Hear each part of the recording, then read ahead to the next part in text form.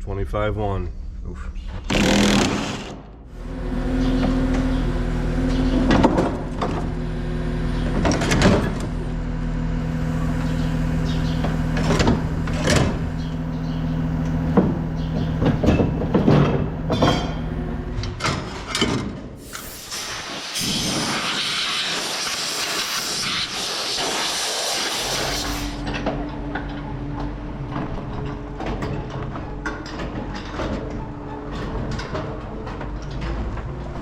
Hey everybody, it's Ryan. Welcome back to How Farms Work. Dad is pulling the bean head out of the shed because we need to get it on the combine to pick it up. So we've got some broken parts underneath the bean head that need to be replaced. This being the primary one. Essentially the bottom of the bean head is falling out and we've been harvesting with it chained up. But since we got the parts and a little bit of downtime, we want to fix it. There's currently rain on the way, and since the corn is still too wet to harvest, we're working on the bean head to try to get a little bit ahead on some of the stuff that needs maintenance. We've got a lot of it removed down there already, so we couldn't do any more without lifting it off the head. I don't think there's a whole lot more we need to do to get it what we need to get at. Looks like it needs to go slide forward up through it.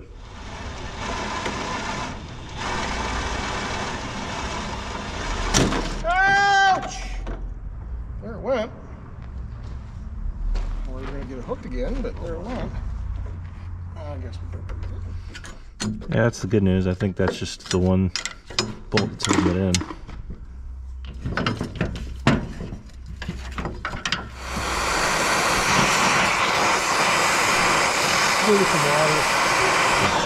There's just a nub sitting on the bottom piece. It's supposed to fit into this. I think so.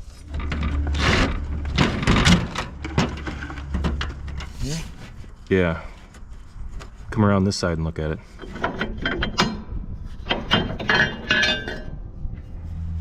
Yeah, I think that's supposed to be welded on there. This kind of looks threaded to me. It's right next to number 14. I can see 14.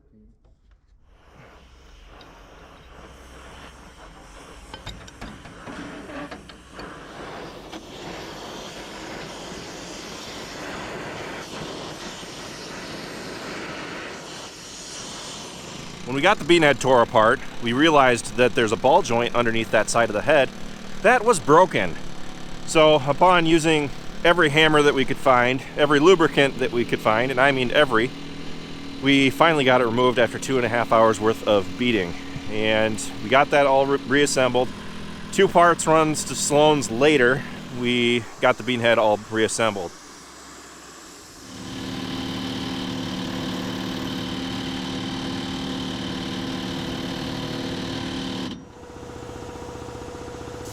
Yeah.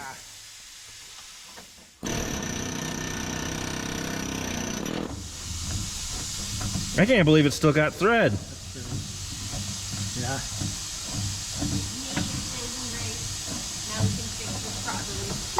Well, tried and true, show up when the work's done. Oh, is it really? Yeah, it doesn't look like it did.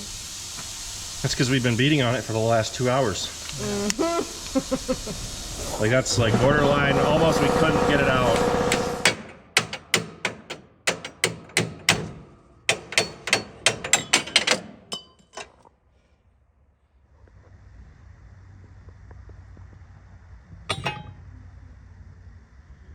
This low-key looks like the Starship Enterprise.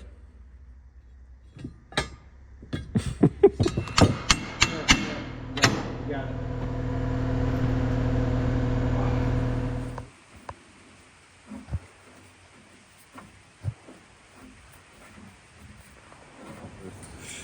How does it line up to the hole now?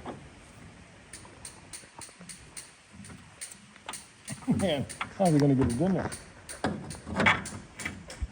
Don't look at me, I just work here. Looks like it needs to go in farther. Of course, as it comes up, it'll come out. Okay, easy.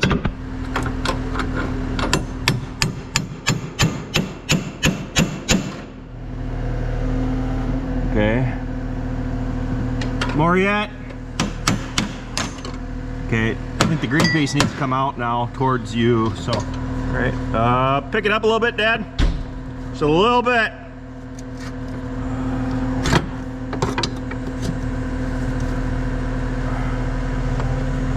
Oh! Might be able to just... There you go. You had it. There you go.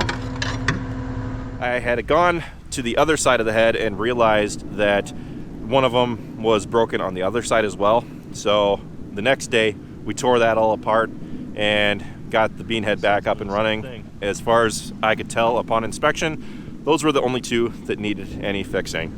And now the bean head should be working back at 100% again.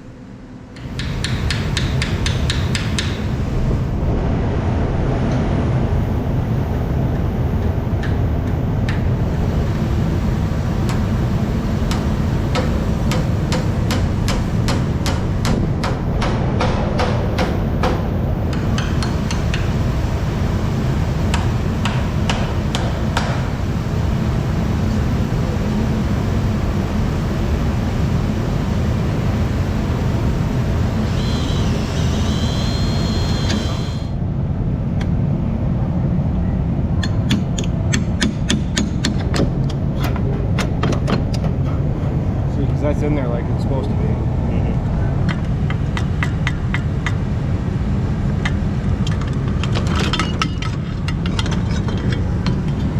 That wasn't there when I started, so Ryan, you got explaining to do.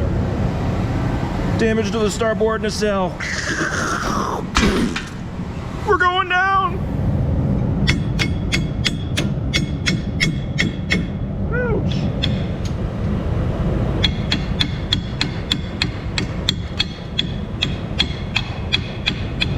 So what do these things actually do? Which part? The part we just put back in? Yeah, what's the purpose of the part? Why is there so many of them? Right here? It's so when the combine head or the bean head is going across the ground, there's different settings you can select, and this setting is adjusting your header height based off the sensor pads that are running along the ground. So these plastic is running along the ground and it's pressing up. You know, and if this thing was back together, you'd see this thing move. Well, here's your sensor. This runs, each of these plates has a pad or a paddle that they're all sitting on, and it goes up and down. You know, again, if it was all back together, you'd see that. And then there's sensors on each side of the combine head. So then if this is hitting the ground too much or not enough, it lets the combine know to adjust the contour master or the height and allows it to flow. The reason we got away with this so easy is because there isn't as much stuff over here, because all the drive mechanism for the head, the wobble box, gearbox, and everything is over there that we had to get out of the way. And like with this being cracked, it wasn't contacting this properly, so it wasn't reading properly as you're going across the ground. And then you get the head where if you're sitting even stationary, and the head would do the bouncing thing because it just doesn't know where it's supposed to be. It's a good rainy day job fix. I swear that it was not broke before I let you run it.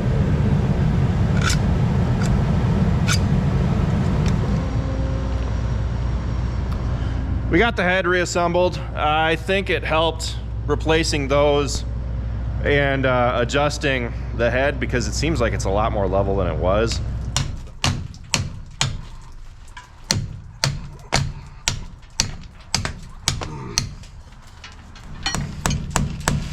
Oh, there you go.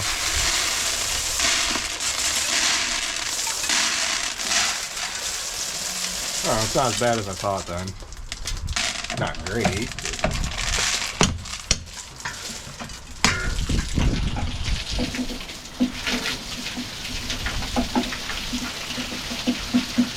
The corn's at 21% moisture, and it's still too wet to do any kind of harvesting yet. So we're gonna do a few random projects, get ready for when we can go. I'm gonna pull the air filters out of everything, blow them out.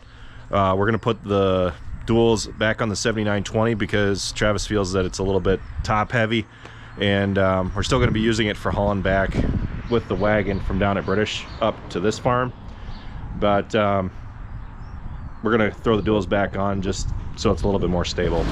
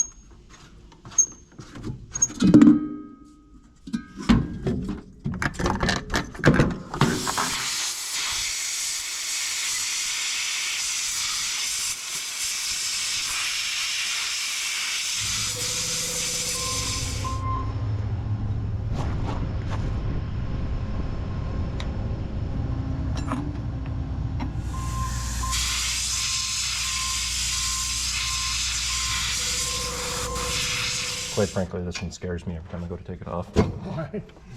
Because if you short it out on the alternator, sparks fly. Oh yeah.